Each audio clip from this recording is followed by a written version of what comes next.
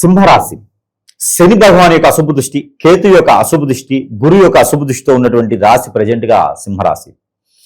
అలానే శని భగవాన్ ఉన్నటువంటి రాశిలో కూడా అంటే అష్టమ శని ఉన్నా కూడా శని భగవాన్ ఇది ఏ పని అనుకున్న ముందుకు వెళ్ళదు. భార్యాభర్తల మధ్య చీకులు, అట్లా గొడవలు, పిల్లల మధ్య గొడవలు, ఎడ్యుకేషన్ బాధ్యత గొడవలు, ఏ పని చేద్దాం ముందుకెళ్ళిపోవడం, ఆర్థిక సమస్యలు, ఆరోగ్య సమస్యలు, ఏది గండాలు కూడా వస్తూ ఉన్నాయి. భయాన్ని ఇచ్చి వదిలేస్తున్నాము, జాబులో సరిగా లేదు, నిలకడ లేదు, నిశ్చయంగా లేదు, ఒక దగ్గర నిలబడలేకపోతున్నాము, చేయలేకపోతున్నాము, మాట వచ్చేస్తుంది, మందులింపడుతున్నాము. ఇలాంటి బాధపడేటువంటి సింహరాశి వారు ఎవరైనా ఉన్నారా? ఖచ్చితంగా ఉన్నారు. జరిగేది సింహరాశి వాళ్ళు ప్రజెంట్ గా. కాబట్టి అలాంటి సింహరాశి వారికి మూలికితం తాటిగా పెట్టినట్టుగా శ్రేయోభిలాషులు అని చెప్పేసి మన వెనకనే వెన్నుపోతు పొడిచేటువంటి వాళ్ళు, మనమేం చేయించే క్రియలు.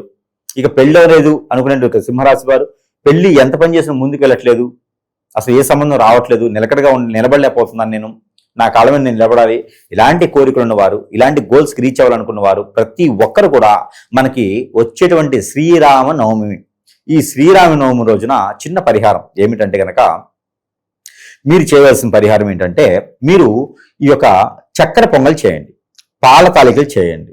దాంతోపాటు ఈ చక్కెర పొంగల్ కానీ, కట్టె పొంగల్ కానీ, పాల తాలికలు కానీ చేసి స్వామివారికి నైవేద్యం పెట్టండి.